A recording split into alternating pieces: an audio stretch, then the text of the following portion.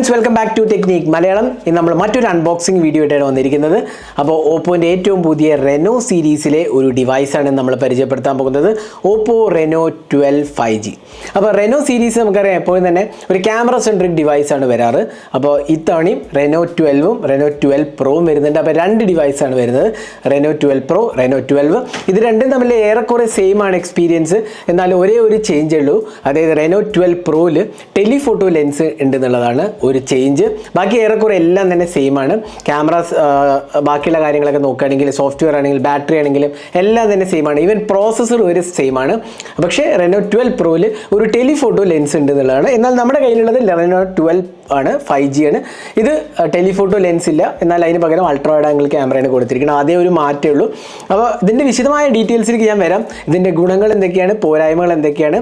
എന്നാൽ ഇത് റിവ്യൂ അല്ല കേട്ടോ, നമ്മുടെ ഫസ്റ്റ് ഇംപ്രഷൻസ് മാത്രമാണ്. അപ്പോൾ റിവ്യൂ ആണ് വിചാരിക്കരുത്, ഇതൊരു ഹാൻഡ്സ് ഓൺ എക്സ്പീരിയൻസ്, അത് ഫസ്റ്റ് ഇംപ്രഷൻസ് മാത്രമാണ്. അപ്പോൾ അതിൽ തന്നെ എനിക്ക് തോന്നിയ കാര്യങ്ങൾ, അതായത് ഇതിൻ്റെ നല്ല ആസ്പെക്ട്സ് എന്തൊക്കെയാണ്, ഇതിൻ്റെ പോരായ്മകൾ എന്തൊക്കെയാണ് ഞാൻ പറയാം. അപ്പോൾ ഇപ്പോഴത്തെ പോലെ ഈ ചാനൽ ആദ്യമായിട്ടാണെങ്കിൽ സബ്സ്ക്രൈബ് ബട്ടൺ ഒന്ന് പ്രസ് ചെയ്യുക. അതേപോലെ തന്നെ ബെൽ ഐക്കൺ ക്ലിക്ക് ചെയ്യുമ്പോൾ നിങ്ങൾക്ക് എല്ലാ വീഡിയോസിൻ്റെയും നോട്ടിഫിക്കേഷൻ കൂടെ ലഭിക്കുന്നതാണ്. അപ്പോൾ നമുക്ക് ആദ്യം തന്നെ ഈ റെനോ 12 5G ഒന്ന് വളരെ ക്വിക്കായിട്ടൊന്ന് അൺബോക്സ് ചെയ്യാം, എന്നിട്ട് ബാക്കിയുള്ള ആസ്പെക്ട്സിലേക്ക് വരാം. അപ്പോൾ ഇതാണ് box package, Oppo AI phone, Oppo Reno 12 5G. അപ്പോൾ ഇതിനകത്ത് ഒരുപാട് AI ഫീച്ചേഴ്സ് ഉണ്ട്.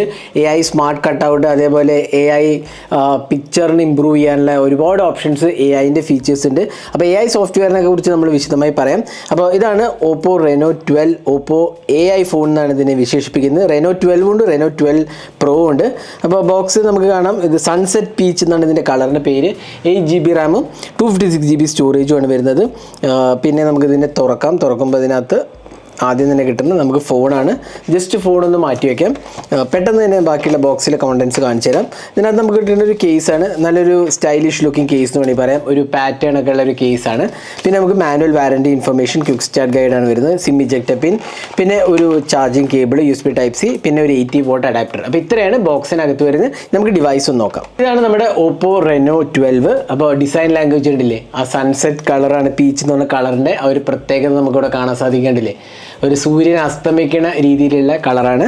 പിന്നെ ഇവിടെ പവർ ആൻഡ് വോളിയം കീസ് കാണാം, മുകൾ ഭാഗത്ത് സ്പീക്കേഴ്സ് കാണാം, IR ബ്ലാസ്റ്റർ ഉണ്ട്, താഴെ USB Type-C പോർട്ടും സ്പീക്കർ യൂണിറ്റും. പിന്നെ ഇവിടെ നമുക്ക് സിം ട്രേ ആണ് വരുന്നത്. ലെഫ്റ്റ് സൈഡിൽ ഓപ്പണിംഗ് സ്ലോട്ട്സ് ഒന്നുമില്ല. ഇവിടെ നമുക്ക് ട്രിപ്പിൾ ക്യാമറ സെറ്റപ്പും ഓപ്പോൻ്റെ ബ്രാൻഡിങ് കാണാം. ഇതൊരു ഗ്ലാസ് ഫിനിഷാണ് കൊടുത്തിരിക്കുന്നത്. അപ്പോൾ ഇതാണ് ഇതിൻ്റെ സ്റ്റൈലിഷ് ലുക്ക് കണ്ടില്ലേ, ഒരു മേഘത്തിനിടയിൽ സൺ സെറ്റ് ചെയ്യണ മാതിരത്തെ ഒരു കളറാണ് ഇതിനകത്ത് കൊടുത്തിരിക്കുന്നത്. അപ്പോൾ ആദ്യം തന്നെ നമുക്ക് ഡിസൈൻ ലാംഗ്വേജ് നോക്കാം. അപ്പോൾ ഡിസൈൻ ലാംഗ്വേജ് നമ്മൾ കാണാൻ സാധിക്കും, ഒരു വെർട്ടിക്കൽ ക്യാമറ ലേഔട്ടാണ്. നമ്മൾ ഒരുപാട് ഡിവൈസിൽ കണ്ട ഒരു ക്യാമറ ലേഔട്ട്. ഇൻഫാക്ട് റെനോൻ്റെ സീരീസിൽ നമ്മൾ ഇതേപോലെ തന്നെ വെർട്ടിക്കൽ ക്യാമറ ലേഔട്ട് കണ്ടിട്ട് ഒരു ട്രിപ്പിൾ ക്യാമറ സെറ്റപ്പാണ്. പിന്നെ ബാക്ക് പാനലിൽ ഗ്ലാസ് ആണ്. ഈ ഗ്ലാസ്സിലുണ്ടല്ലേ ഒരു ഡ്യുവൽ കളറിംഗ് ആണ്. താഴോട്ട് ഒരു റെഡ് കളറാണ്, ഒരു സൺസെറ്റ് കളർ എന്ന് വേണമെങ്കിൽ പറയാം. അതാണ് ഇതിൻ്റെ കളറിൻ്റെ പേര്. 3 കളേഴ്സിലാണ് അവൈലബിൾ ആവുന്നത്. ഒരു സിൽവർ കളറിൻ്റെ, ഒരു ബ്രൗൺ ഉണ്ട്, പിന്നെ ഈ സൺസെറ്റ് കളറുണ്ട്. അപ്പോൾ ഇതിനകത്ത് സ്കൈൻ്റെ ആ ഒരു ഇമ്പാക്റ്റ് ഇതിനകത്ത് കാണുന്നുണ്ടെന്നുള്ളതാണ്. കുറച്ചും കൂടെ ക്ലോസറായി നോക്കുമ്പോൾ ആ ഒരു ഇമ്പാക്റ്റ് കാണാൻ സാധിക്കും. മുകൾ ഭാഗത്ത് എന്താ പറയുക, നമുക്ക് പ്ലെയിൻ കളറാണ്. പക്ഷേ നല്ലൊരു ഡിസൈൻ ലാംഗ്വേജ് ആണ്. ഇൻഹാൻഡ് ഫീലൊക്കെ വളരെ നല്ലതാണ്. കാരണം വെറും 7.6 mm തിക്നെസ് ഉള്ളൂ, അത്രയും ലൈറ്റ് വെയ്റ്റും സ്ലിമ്മുമാണ്. 177 grams ആണ്. അതിനൊപ്പം തന്നെ IP65 റേറ്റിംഗ് ഉണ്ട്. അപ്പോൾ ഡിസൈൻ ലാംഗ്വേജ് നല്ല രസമുണ്ടെന്ന് പറയാം. നല്ലൊരു ഇൻഹാൻഡ് ഫീൽ ഉണ്ട്. വളരെ ലൈറ്റ് വെയിറ്റ് ആണ്, 177 grams 7.6 mm തിക്നെസ്സുമാണ്. അപ്പോൾ ഡിസൈൻ ലാംഗ്വേജ് നല്ലതാണ്. അതിനൊപ്പം തന്നെ നമുക്ക് കോർണിംഗ് ഗോറില്ല ഗ്ലാസ് സപ്പോർട്ടും ഉണ്ട്. അപ്പോൾ ബിൽഡ് ക്വാളിറ്റി നല്ലതാണ്. നല്ല റിജിഡ് ബോഡിയാണെന്നുള്ളതിൽ ഒരു സംശയമില്ല. അപ്പോൾ നല്ലൊരു സ്റ്റൈലിഷ് ലുക്കിംഗ് ഡിവൈസ്, അതേപോലെ തന്നെ നല്ലൊരു ബിൽഡ് ക്വാളിറ്റിയാണ് ഓപ്പോ റെനോ 12 5G ഓഫർ ചെയ്തിരിക്കുന്നത്. അപ്പോൾ ഡിസൈൻ ആൻഡ് ബിൽഡ് ക്വാളിറ്റി നല്ലതാണ്, അതിലൊരു സംശയമില്ല. ഇനി ഡിസ്പ്ലേയിലേക്ക് വരാം. ഡിസ്പ്ലേ വരുമ്പോൾ നമുക്ക് AMOLED display, 120 Hz refresh rate. അതിനൊപ്പം തന്നെ നമുക്ക് കിട്ടുന്നത് ഒരു full HD പാനലാണ്, 394 pixels per inch, 6.7 inches ആണ് വരുന്നത്. 120 Hz AMOLED ഡിസ്പ്ലേയിൽ 60, 90, 120 അങ്ങനെ 3 റിഫ്രഷ് റേറ്റ് ആണ്, ഡൈനാമിക് റിഫ്രഷ് റേറ്റ് ആണ് ഓഫർ ചെയ്തിരിക്കുന്നത്. 600 nits ഓഫ് ടിപ്പിക്കൽ ബ്രൈറ്റ്നസ്സും 1200 nits ഓഫ് പീക്ക് ബ്രൈറ്റ്നസ്സും ആണ് ഓഫർ ചെയ്തിരിക്കുന്നത്. എന്നാൽ ഈ സെഗ്മെൻറ്റിൽ ഇതിലും ബെറ്ററായ ബ്രൈറ്റ്നസ് ലെവൽസ് ഉണ്ട്, ഡെഫിനറ്റ്ലി ഉണ്ട് പറയാം. എന്നാലും കുഴപ്പമില്ലാത്തൊരു ഡിസ്പ്ലേ, അത്യാവശ്യം ബ്രൈറ്റ്നസ് ഒക്കെ ഉണ്ട്. ഔട്ട്ഡോർ ആണെങ്കിലും കുഴപ്പമില്ലാത്ത ഒരു ബ്രൈറ്റ്നസ് ലെവൽസ് ഉണ്ട് എന്ന് പറയാം. ഒരുപാട് ബ്രൈറ്റ് ആയതുകൊണ്ട് പ്രത്യേകിച്ച് കാര്യമൊന്നുമില്ല, എന്നാലും ഇത് അത്യാവശ്യം നല്ല ഒരു എക്സ്പീരിയൻസ് കിട്ടുന്നുണ്ടെന്ന് വേണമെങ്കിൽ പറയാം. പിന്നെ HDR10 ഉം HDR10+ സപ്പോർട്ടാണ്. കോർണിംഗ് ഗോറില്ല ഗ്ലാസ് 7i സപ്പോർട്ടും ഇൻക്ലൂഡഡ് ആണ്. അപ്പോൾ ഡിസ്പ്ലേ ക്വാളിറ്റി എന്ന് പറഞ്ഞാൽ ഒരു കേർവ് ഡിസ്പ്ലേ ആണ്, ഞാൻ പറയാൻ പറഞ്ഞത് ഒരു കേർവ് ഡിസ്പ്ലേയും കൂടിയാണ് കൊടുത്തിരിക്കുന്നത്. അപ്പോൾ ഡിസ്പ്ലേ മൾട്ടിമീഡിയ എക്സ്പീരിയൻസിന് നല്ല ഡിസ്പ്ലേ ആണ്, നല്ല ക്വാളിറ്റി ഡിസ്പ്ലേ ആണ്. കളേഴ്സ് ആണെങ്കിൽ നല്ല റിച്ച് ആൻഡ് വൈബ്രൻറ്റ് ഡിസ്പ്ലേ ആണ്. അതിനൊപ്പം തന്നെ ആ ഒരു പഞ്ചി കളേഴ്സൊക്കെ നമുക്ക് എക്സ്പീരിയൻസ് ചെയ്യാൻ സാധിക്കും. അപ്പോൾ ഡിസ്പ്ലേ ക്വാളിറ്റീൻ്റെ കാര്യത്തിൽ വലിയ വിട്ടുവീഴ്ചയൊന്നും കൊടുത്തിട്ടില്ല എന്ന് വേണമെങ്കിൽ പറയാം. പ്രോബ്ലി 1.5K ഡിസ്പ്ലേ തരാമായിരുന്നു, ഇതൊരു ഫുൾ HD+ ഉള്ളൂ. അതിനൊപ്പം തന്നെ ഇതിനകത്ത് പീക്ക് ബ്രൈറ്റ്നസ് ലെവൽസും ഈ കോമ്പറ്റീഷൻ സെഗ്മെൻറ്റിനേക്കാളും കുറച്ച് ലോവറാണ് കൊടുത്തിരിക്കുന്നതെന്ന് പറയാം. പക്ഷേ ഏറെക്കുറെ നല്ല ക്വാളിറ്റിയാണ് പറയാം. പിന്നെ ഇൻ ഡിസ്പ്ലേ ഫിംഗർ പ്രിൻറ്റ് സ്കാനറുണ്ട്, ഫേസ് അൺലോക്കും എല്ലാം കൊടുത്തിട്ടുണ്ട്. അപ്പോൾ ഡിസ്പ്ലേ ആയിരുന്നു, നല്ല ക്വാളിറ്റിയാണ്, കുഴപ്പമില്ല. ഇനി സോഫ്റ്റ്വെയറിലേക്ക് വന്നാൽ ഓപ്പോൻ്റെ സോഫ്റ്റ്വെയർ എക്സ്പീരിയൻസ് നമുക്കറിയാമല്ലോ. കളർ OS ആണ്, കളർ OS 14 ആണ് വരുന്നത്. അതിനൊപ്പം തന്നെ Android 14 out of the box വരുന്നുണ്ട്.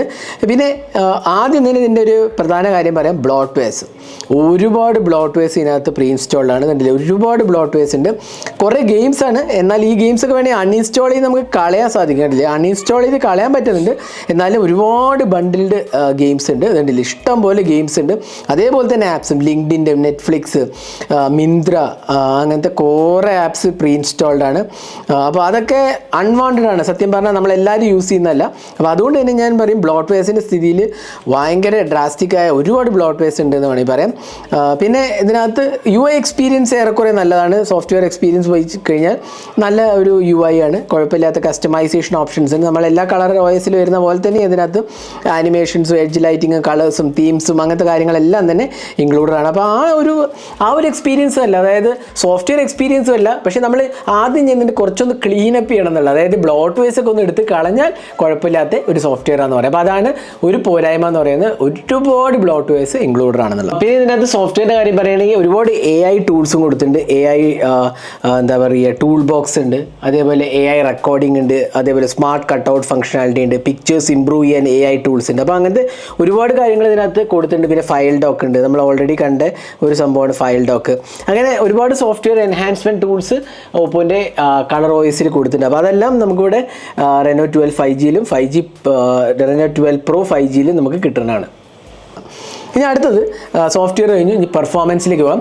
ഇവിടെയാണ് നമുക്ക് രണ്ടാമത്തെ ഒരു മേജർ പോരായ്മ എന്ന് പറയുന്നത് ഡിമെൻസിറ്റി 7300 ചിപ്പ്. അതാണ് ഇതിനകത്ത് എനർജി ഫോർ റെനോ എന്നാണ് പറയുന്നത്. അതായത് ഡിമെൻസിറ്റി 7300 എനർജി ഫോർ റെനോ. അപ്പോൾ കസ്റ്റം ചിപ്പാണെന്നാണ് റെനോ അവകാശപ്പെടുന്നത്. 4 നാനോമീറ്റർ ചിപ്പാണ്. പക്ഷേ ഇവിടുത്തെ പ്രോബ്ലം എന്താ വെച്ചാൽ നമ്മൾ വിചാരിക്കും ഡിമെൻസിറ്റി 7200 ഈ സെഗ്മെൻറ്റിൽ നല്ലൊരു ചിപ്പാണല്ലോ, അപ്പോൾ എന്തുകൊണ്ട് 7300 അല്ല എന്ന് ചോദിക്കാം. എന്നാൽ ഡിമെൻസിറ്റി 7200 സക്സസർ അല്ല. ഇൻഫാക്ട് 7200 താഴെ നിൽക്കുന്ന ചിപ്പാണ് 7300. ഈ പ്രോസസ്സറിൻ്റെ നെയിമിംഗ് സ്റ്റാൻഡേർഡ്സ് ഒക്കെ തന്നെ സത്യം പറഞ്ഞാൽ ആർക്കും മനസ്സിലാവാത്ത രീതിയിൽ, ഈവൻ സ്നാപ്ഡ്രാഗണിൻ്റെ ക്വാൾകോമിൻ്റെ നെയിമിംഗ് സ്റ്റാൻഡേർഡ്സും വളരെ വിയേഡാണ്.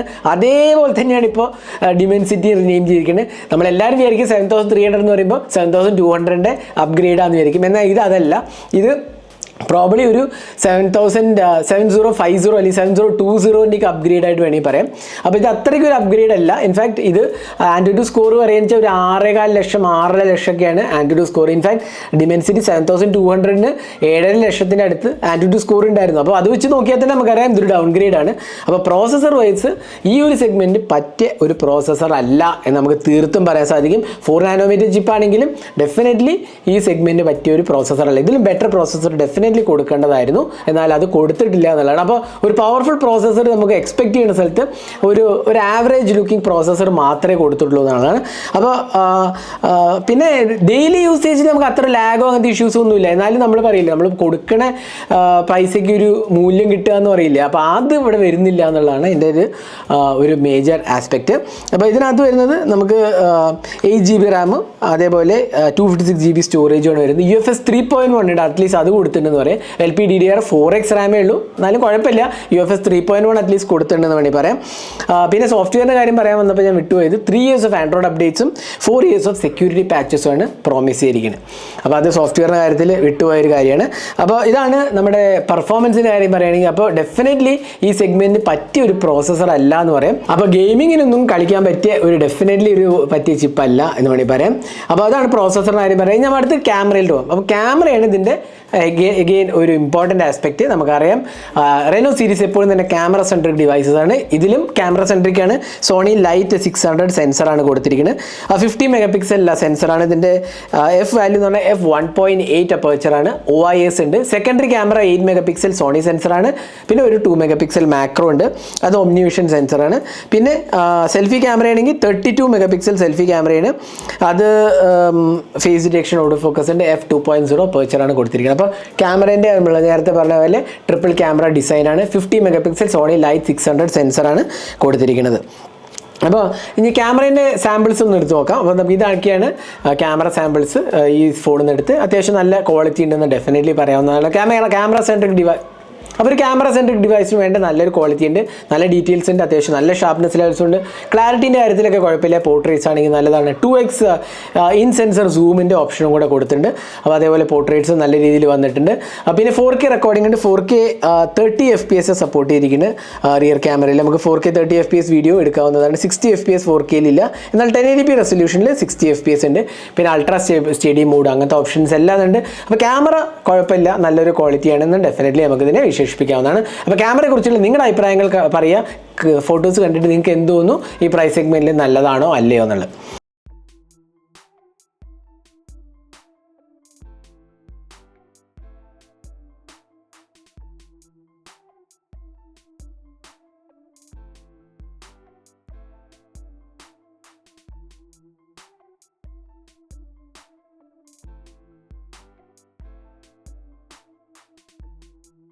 ഇനി ബാറ്ററിയിലോട്ട് പോകാം.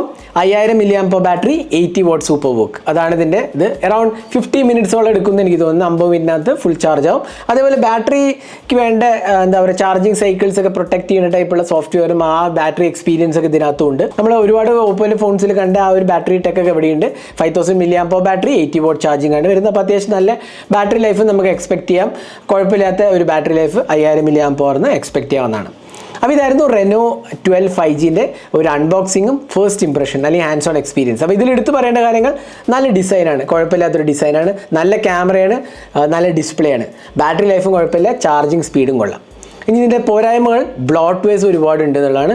പിന്നെ പ്രോസസ്സർ ഒട്ടും തന്നെ ഈ പ്രൈസ് സെഗ്മെൻറ്റ് അനുയോജ്യമായ ഒരു പ്രോസസ്സർ അല്ല കൊടുത്തിരിക്കുന്നത്. അതായത് ഈ സെഗ്മെൻറ്റിനെ പറ്റിയ ഒരു പ്രോസസ്സർ അല്ല എന്നുള്ളതാണ് രണ്ടാമത്തെ പോരായ്മ. അപ്പോൾ ഇതാണ് എൻ്റെ ഒരു എക്സ്പീരിയൻസ്. അപ്പോൾ നിങ്ങൾ പറയും നിങ്ങളുടെ അഭിപ്രായം എന്താണ് ഈ ഡിവൈസിൽ, നിങ്ങൾക്ക് എന്തൊക്കെയാണ് ഇഷ്ടപ്പെട്ട്, നിങ്ങളുടെ അഭിപ്രായത്തിൽ ഈ ഡിവൈസിൽ എന്താണ് ഇമ്പ്രൂവ്മെൻറ്റ് വേണ്ടത്. എൻ്റെ അഭിപ്രായത്തിൽ ഡെഫിനറ്റ്ലി പ്രോസസ്സർ ആട്ടോ. അതാണ് നിങ്ങളുടെ അഭിപ്രായങ്ങൾ കമൻറ്റ് സെക്ഷനിൽ പോസ്റ്റ് ചെയ്യുക. ഈ വീഡിയോ നിങ്ങൾക്ക് ഇഷ്ടപ്പെടുന്നതായിരിക്കും. കൂടുതൽ വീഡിയോസിനായി ചാനൽ സബ്സ്ക്രൈബ് ചെയ്യുക. Thanks for watching. Hope to see in our next video. Have a great day.